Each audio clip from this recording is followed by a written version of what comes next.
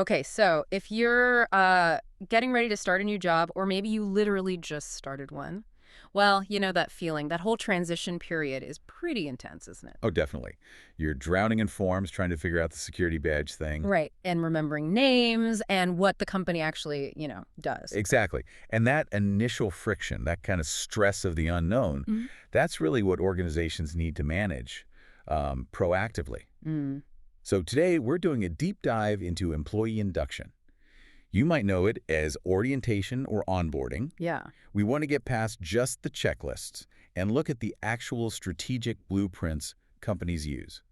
How do you turn that nervous new person into someone who feels confident and part of the team? That's the plan. And our sources, well, they cover a lot of ground company history, culture, safety stuff, even career paths. We're really looking at induction as that first crucial step in what people call the maintenance phase of employment. Right. It's where you start supporting that employee for the long haul. So it's strategic from the get-go. Absolutely. Yeah. We're aiming to see why a structured induction isn't just nice to have, but maybe the single most critical investment against early employee turnover. Losing people quickly is expensive. Okay, so let's nail down the basics first. What is induction, really, when we talk about it comprehensively? Well, fundamentally, it's the whole systematic process of getting new employees fully acquainted with, well, everything. The business's history, its structure, what it's trying to achieve, Yep. its culture, which is huge, the policies, the practices, and then, of course, the specifics of their actual job. It's kind of a 360-degree introduction. And you mentioned turnover.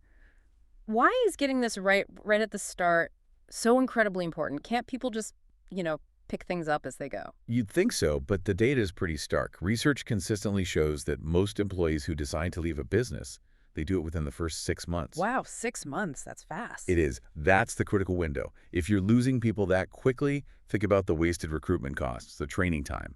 It all adds up. So it means the need for real structured support is highest right when someone is brand new, feeling maybe a bit vulnerable, and just trying to figure things out.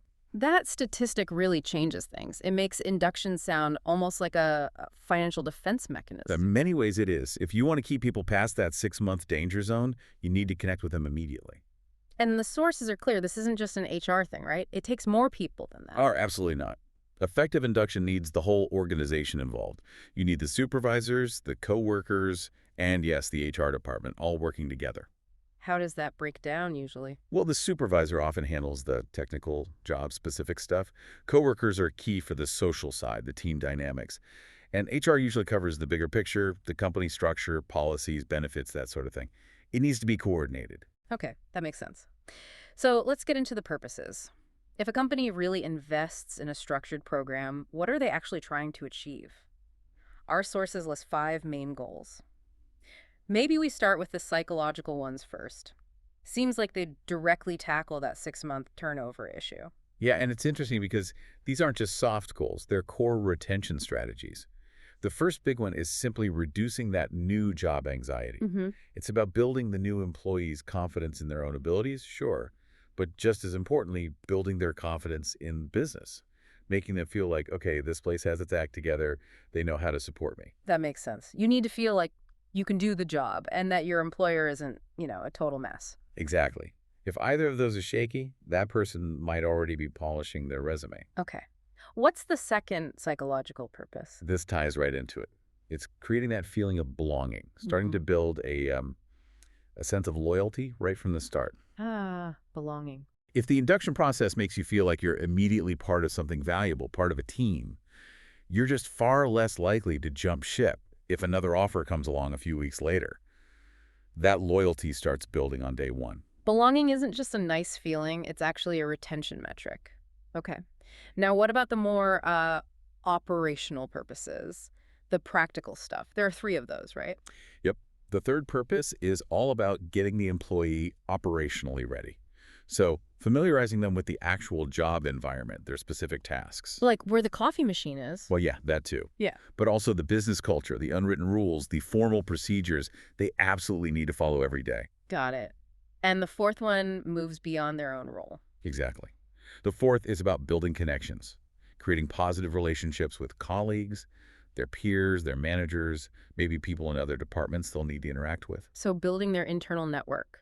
Kinda, yeah. Showing them who's who and how communication flows. And the fifth operational goal. This sounds like the bottom line one. It really is. The final major purpose is simply to minimize the time it takes for that new employee to get fully productive and actually start contributing effectively to the company's goals. Makes sense. Less time ramping up means quicker return on the hiring investment. Precisely. If good induction shaves weeks or even a month Mhm. off that learning curve, that's a direct measurable benefit. Okay, so we know the why: fight turnover, build confidence, get people productive. Yeah. Now, how do companies actually do this? Especially since that 6-month window is the danger zone. Right. The methods are critical. And yeah, larger businesses especially tend to mix and match different approaches. Our sources list about 6 common ones. Let me see if I remember. Mentor or buddy system, Yeah. an induction handbook or manual, Mm-hmm. presentations, maybe safety, unions, That's common. informal quizzing, tours, and maybe videos or PowerPoints? We got them. Those are the main ones. Let's maybe unpack a few. Okay. Where should we start? Maybe the presentations and audio visuals seems very common now. Yeah, it is. Lots of businesses rely heavily on videos, PowerPoints, that sort of thing. Mhm. It's used for introducing policies, procedures, explaining the culture, showing the management structure, communication channels. And there's actually some science behind why visuals work well here, isn't there? There is, and it's quite compelling. Researchers found that a huge majority of people, something like 83%, learn best from visual information. 83%? Wow. Yeah, it's a big number. And it really highlights why just handing someone a giant binder on day one and expecting them to absorb it all, well, it's probably not going to work very well. Right. So investing in good visual content, especially for critical stuff like safety or who's who, isn't just about being modern. It's actually necessary to make sure that information sticks quickly. Okay, so visuals for the initial hit. What about that handbook or manual then? Where does that fit? That becomes the reference point, the go-to guide after the initial overwhelm. So what absolutely needs to be in there to make it useful? It needs to be pretty comprehensive. Definitely the current management structure, key contacts, all the HR policies laid out clearly, their specific job description, Okay. and really importantly, the occupational health and safety OHS information, the safety rules, plus practical things like, security access, IT procedures, that kind of stuff. Got it. The definitive guide. Now that's static. What about the more human element, like that buddy system? The mentor or buddy system. This one's really powerful, I think, because it recognizes that induction isn't just a one-day or one-week event. Right, needs to last longer. Exactly. It's designed to help people settle in over an extended period, often those crucial first few months.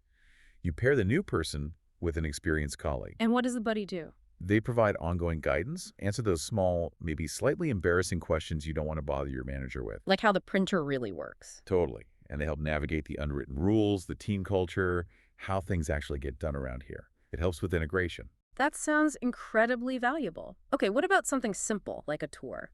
Still important. It seems basic, right? But think about the time saved. Just showing someone where the key departments are, where supplies are kept, the main meeting rooms, it cuts down on that initial wandering around feeling lost. Gets them focused quicker. Makes sense. Yeah, reduces frustration too. And informal quizzing. Why not just a formal test? Well, the informal part is key.